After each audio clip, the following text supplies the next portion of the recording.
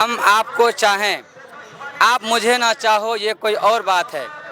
हम आपको चाहें, आप मुझे ना चाहो, ये कोई और बात है। आप किसी और को चाहो, ये तो गलत बात है। आप किसी और को चाहो, ये तो गलत बात है, क्योंकि हम लोगों ने जो है एक ज़माने से, हमारे बाप दादा पूर्वज सबों ने एक ज़माने से जमहूरी पार्टी जितनी थी सबों को वोट दिया, सबों को राज करने का मौका दिया, सबको जो है गद्दी पे बैठने का मौका दिया। जब हमारे विकल्प नहीं थे, अब हमारे पास विकल्प है। जब हम लोग उनके पास पहुंचते हैं कि आप हमको अपने साथ ले लीजिए, ज़्यादा नहीं 6 सीट दीजिए, और बिहार सीमांचल जो सबसे ज़्यादा हिंदुस्तान के अंदर पिछड़ा इलाका कोई है वो सीमांचल है। सीमांचल में अररिया, पूर्णिया, कटिहार, किशनगंज है। इसकी तरक्की के लिए हमें जो है एक सीट दे दीजिए। तो हमारे जो है लालू जी के बेटे तेजस्वी साहब जो घमंड में चूर हैं, वल्लाहि ला युहिब्बुल मुतकब्बिरीन, के घमंड करने वालों को ईश्वर अल्लाह गॉड पसंद नहीं करता है। वो घमंड में चूर है, उसने कोई रिप्लाई नहीं दिया।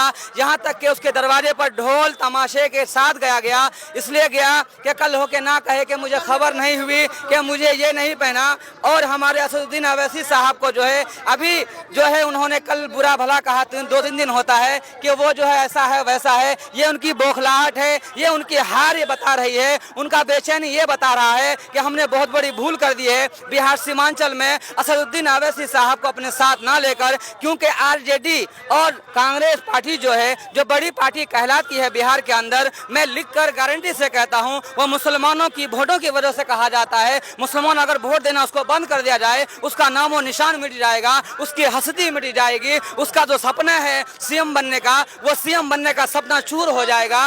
ये सब जो है मुसलमानों का ही वजह से है। ए मेरे भाइयों, ए मेरे गयूर मुसलमानों, सीमांचल वालों, मैं आप लोगों से कहता हूं, हम लोगों ने सबको वोट दिया सरकार बनाने गिराने के लिए।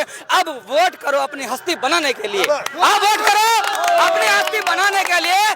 सबको वोट दिया हमने सरकार बनाने गिराने के लिए, अब वोट करो अपनी हस्ती बनाने के लिए।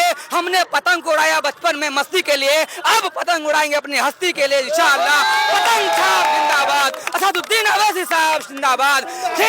शेर आया देखो कौन आया। अबे हमारे असदुद्दीन अवैसी साहब आए हुए हैं, उनका बयान चल रहा है। मेरे भाइयों, मेरे हिंदुस्तान में बसने वाले मुसलमानों, दलितों, सब लोगों से, पिछड़ों से ये रिक्वेस्ट है कि आप सोचकर नजर उठाकर देखिए कि आपके आवाज को कौन उठाता है, आपके आवाज को कौन बंद करता है। वो एक ही नेता है जो राम पे बात करता है, जो रहीम पे बात करता है। हमारे असदुद्दीन अवैसी साहब को जो है अकबर अवैसी कहा जाता है, वो जो है एंटी मुस्लिम हिंदू है। मैं ये कहता हूँ तेलंगाना के अंदर एक मंदिर को बना गया है 500 करोड़ के दान ये लेकर के, उसका पास कराने वाले का नाम अकबर अवैसी है। क्या नाम है? अकबर अवैसी है। असदुद्दीन अवैसी के पास 3 छात्र जाते हैं स्कॉलरशिप के लिए कि हमें कुछ मदद दीजिए, हमें कुछ पैसा दीजिए। उसमें जैसे हम लोग, आप लोग दोस्त हैं, गांव समाज के हैं, उनमें से 2 लड़का मुसलमान होता है, 1 लड़का गैर मुस्लिम होता है। 2 लड़का जो अपनी बात को रख देता है, और अवैसी साहब जो है उनको वो चीज़ जो स्कॉलरशिप के लिए गए थे वो मिल जाता है। ये साहब जो है कोने में खड़े हैं, रहीम भाई, रहीम से राम से पूछा जाता है, ए राम